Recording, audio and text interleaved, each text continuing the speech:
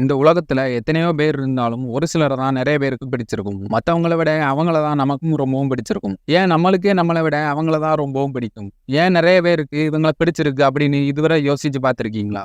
அவங்கள மாதிரி நம்மளும் ஆனா எப்படி இருக்கும்னு யோசிச்சு பார்த்துருக்கீங்களா? அவங்கள மாதிரி நம்மளும் ஆகணும்னா ரகசியம் எதுவும் இருக்குதா? அப்படின்னு கேட்டா நிச்சயமா இருக்கு. நீங்களும் மத்தவங்கள அட்ராக்ட் பண்ண ஒரு 6 விஷயங்கள இந்த வீடியோல பார்க்க போறோம். ஸோ தொடர்ந்து இணைந்திருங்கள். இது டைம் டூ சேஞ்ச், அதாவது மாற்றத்திற்கான நேரம். Two your expectations as an opposite gender. உங்களோட ஆப்போசிட் ஜெண்டர், அதாவது எதிர்பாலினத்தவர் அப்படி இல்லனா நீங்க யார அட்ராக்ட் பண்ணணும்னு நினைக்கிறீங்களோ அவங்கள நினைச்சுக்கோங்க.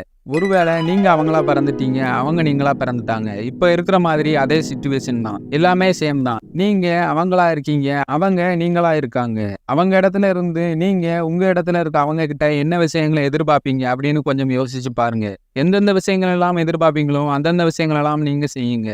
இப்படி செய்யறதுனால என்ன நடக்கும்னு கேட்டீங்கன்னா சிம்பிள் தான். நம்ம எதிர்பார்க்கிற எல்லா விஷயங்களும் இருக்கிற ஒருத்தங்கள நம்மளுக்கு ஆட்டோமேட்டிக்காவே பிடிக்கும். அதே மாதிரி தான் இதுலயும். ஆனா நம்ம அவங்க கிட்ட கேட்டு அந்த விஷயங்களை ஃபாலோ பண்ண போறது இல்ல. அவங்க இடத்துல இருந்து யோசிச்சு நம்ம அந்த விஷயங்களை செய்ய போறோம். அவங்க கிட்ட எதையும் கேட்காமலேயே அவங்க எதிர்பார்க்கிற விஷயங்களை நம்ம செய்யும் போது நிச்சயமா அவங்களுக்கு நம்மள பிடிக்கும். இது எல்லா வகையான சிச்சுவேஷனுக்கும் எல்லா வகையான ரிலேஷன்ஷிப்புக்கும் பொருந்தும். ஃபார் எக்ஸாம்பிள், நான் ஒரு ஹோட்டல்ல சாப்பிட்டுக்கிட்டு இருக்கேன். சாப்பாடு கொண்டு வர்றவங்க என் மேல சாப்பாடை கொட்டிட்டாங்க, அதாவது சிந்திடுதாங்க. இதுதான் சிச்சுவேஷன். முன்னாடி சொன்ன மாதிரி அவங்க இடத்துல நம்மளும் நம்ம இடத்துல அவங்களையும் வச்சு யோசிச்சு பார்க்கணும். நான் இப்ப சாப்பாடு கொண்டு வர்றேன், அவங்க மேல சாப்பாடு சிந்திட்டு நான் இப்போ அவங்க கிட்ட எந்த மாதிரியான ரியாக்ஷன் எதிர்பார்ப்பேன், எந்த மாதிரியான வார்த்தைகள் எதிர்பார்ப்பேன், அவரோட எமோஷன்ஸ் எப்படி இருக்கும்னு எதிர்பார்ப்பேன். நிச்சயமா நம்ம கிட்ட ஹார்ஷா ரூடா பிஹேவ் பண்ணணும்னு யாருமே நினைக்க மாட்டோம். சரி, இப்போ ரியாலிட்டிக்கு வருவோம். என் மேல சாப்பாடு சிந்தினதும் அவர் சாரி சார் தெரியாம நடந்துட்டு அப்படின்னு சொல்றாரு. நான் அவர்கிட்ட ஒன்றும் பிரச்சனை இல்லைண்ணே, பரவாயில்ல, நீங்க உங்களோட வேலையை பாருங்க அப்படின்னு கொஞ்சம் சிரிச்ச முகத்தோட சொல்றேன்னு வச்சுக்கோங்க.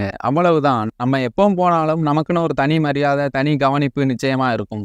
இதே ப்ரொசீஜர் தான் எல்லா ரிலேஷன்ஷிப்பும் எல்லா சிச்சுவேஷனுக்கும். நம்ம இடத்துல இருக்க ஒருத்தவங்க கிட்ட நம்ம என்ன எதிர்பார்ப்போமோ அதே விஷயங்களை நம்ம அவங்களுக்கு செய்யணும். Merge with every one. எல்லா வயது வரம்பு, அதாவது எல்லா ஏஜ்ல இருக்கவங்க கிட்டையும் சகஜமா பழகுங்க. சின்னவங்க பெரியவங்க 6 வயசு 60 வயசு அப்படின்னு எந்த ஒருத்தங்கனாலும் அவங்களுக்கு தகுந்த மாதிரி பேச பழக தயாரா இருந்துக்கோங்க. சின்னவங்களை மரியாதை குறைவா பேசணும், பெரியவங்களை மரியாதை கொடுத்து பேசணும் அப்படின்னு நான் சொல்ல வரல. சின்னவங்களுக்கு புரிகிற மாதிரி எடுத்து சொல்ற பக்குவம், பொறுமை, வெகுளித்தனம், அதிகமான அன்பு, மரியாதை அப்படின்னு எல்லாம் கொடுக்கணும். பெரியவங்களுக்கும் சேம் தான், எல்லாமே கொடுக்கணும். இப்படி எல்லார்கிட்டையும் சகஜமா பழகுறதுனால நிறைய பேருக்கு நம்மளை பிடிக்க சான்ஸ் அதிகம். நிறைய பேர் நம்ம கிட்ட பழகணும்னு ஆசைப்படுவாங்க. ஏன்னா நம்ம தான் எல்லாருக்கிட்டையும் சகஜமா பழகிடுவோமே. அது மட்டும் இல்லாம எல்லாரையும் நம்ம ஈக்குவலா ட்ரீட் பண்றதுனால அவங்க கண்ணுக்கு நம்ம ரொம்பவும் ஜெனியூனா தெரியும். மற்றவங்க மேல இருக்க மதிப்பு மரியாதையை விட நம்ம மேல கொஞ்சம் அதிகமான மதிப்பும் மரியாதையும் வைப்பாங்க. ஆட்டோமேட்டிக்கா அவங்களுக்கு நம்மளை பிடிக்க ஆரம்பிச்சிடும். அதனால எல்லா விதமான வயசு உள்ளவங்க கிட்டையும் சகஜமா பழகுங்க. யுவர் கிரஷ் வாட்சிங் யூ. நீங்க எங்க இருந்தாலும் சரி, யாரை அட்ராக்ட் பண்ணணும்னு நினைக்கிறீங்களோ அவங்க நம்மளை பார்த்துக்கிட்டே இருக்காங்க அப்படின்னு நினைச்சுக்கோங்க. இப்படி நினைக்கும் போது ஆட்டோமேட்டிக்கா நம்ம செய்யற விஷயங்களை இன்னும் பெட்டரா, இன்னும் நல்ல விதமா செய்வோம். நம்மளோட பாடி லாங்குவேஜ் பிளஸ் நம்மளோட நடவடிக்கை எல்லாம் ஆட்டோமேட்டிக்கா சேஞ்ச் ஆகும். நம்ம வேற ஏதோ கிரகத்துல இருக்க மாதிரி ஃபீல் பண்ணுவோம். ரொம்பவும் ஜாலியா இருக்கிற மாதிரி தெரியும். நம்மளை சுத்தி இருக்கவங்க கிட்ட நம்ம ரொம்பவும் அன்பா நடந்துக்கிடுவோம். நமக்கு பிடிச்சவங்க நம்மளை பார்த்துக்கிட்டு இருக்காங்க அப்படின்னு நினைக்கும் போது எந்த ஒரு விஷயம் நம்ம செஞ்சாலும் சரி, நம்ம நிச்சயமா அந்த விஷயத்த ஜெயிக்கணும் அப்படின்னு நமக்கு தோணும். நம்ம ஃபேஸ் நார்மலா இருக்கிறத விட இன்னும் அதிகமான அளவு பிரைட்டா இருக்கும். சரி, அதுக்கும் அட்ராக்ஷனுக்கும் என்ன சம்பந்தம்னு கேட்டிங்கன்னா, நம்மளோட எண்ணங்கள் நம்மளோட சுற்றி இருக்கிற நபர்கள் மேலேயும் தாக்கத்தை ஏற்படுத்தும். நம்ம ரொம்பவும் ஜாலியா ஃப்ரெஷ்ஷா இருக்கும்போது மற்ற நபர்களை விட நம்மக்கிட்ட ஏதோ ஒரு சக்தி இருக்கிற மாதிரி தெரியும். அது மட்டும் இல்லாமல் நம்மளே ஒருத்தங்க நம்மளை பார்த்துக்கிட்டு இருக்காங்க அப்படின்னு நினைச்சு ஒரு வேலையோ இல்லை வேற ஏதோ விஷயமா செய்யும் போது அவங்க நம்மளை பார்க்கலனாலும் நம்மளை பார்க்கக்கூடிய நபர்கள் அட்ராக்ட் ஆக சான்ஸ் அதிகம். அதனால நிச்சயமா ட்ரை பண்ணி பாருங்க. Make unique and positive habit. பாசிட்டிவா உங்களுக்குன்னே தனித்துவமா இருக்கிற பழக்கங்களை உருவாக்குங்க. அதை ஃபாலோ பண்ணுங்க.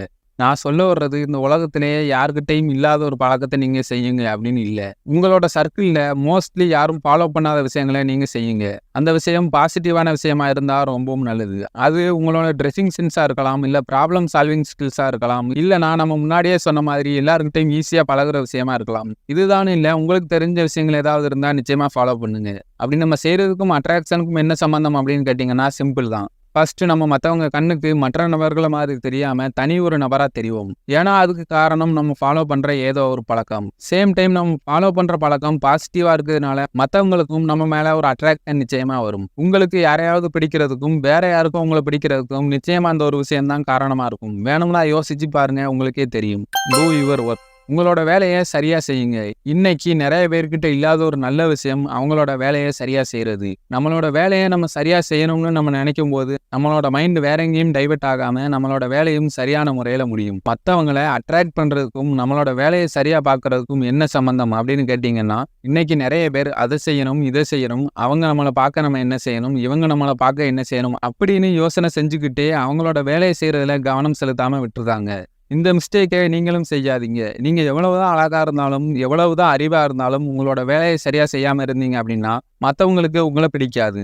ஒருவேளை பிடிச்சிருந்தாலும் கொஞ்ச நாட்கள்ல அவங்க உங்கள வெறுக்க ஆரம்பிச்சுருவாங்க. அதனால மத்தவங்கள அட்ராக்ட் பண்ணணும் அப்படின்னு மட்டுமே யோசிச்சு உங்க வேலையில கவனம் செலுத்தாம விட்டுறாதீங்க. உங்க வேலையை சரியா செய்யறது தான் மத்தவங்க உங்ககிட்ட அட்ராக்ட் ஆக மெயின் ரீசன். இதையே நீங்க ஒரு பாசிட்டிவ் ஹேபிட்டா கூட வச்சுக்கிடலாம். திரும்பவும் சொல்றேன், உங்களோட வேலையை சரியா செய்யுங்க, வர வேண்டியவங்க தானா வருவாங்க. அவாய்ட் மைதா, சால்ட், சுகர். மைதா, சீனி, உப்பு இந்த 3 பொருட்களையும் உங்களால முடிஞ்ச அளவு அவாய்ட் பண்ணுங்க.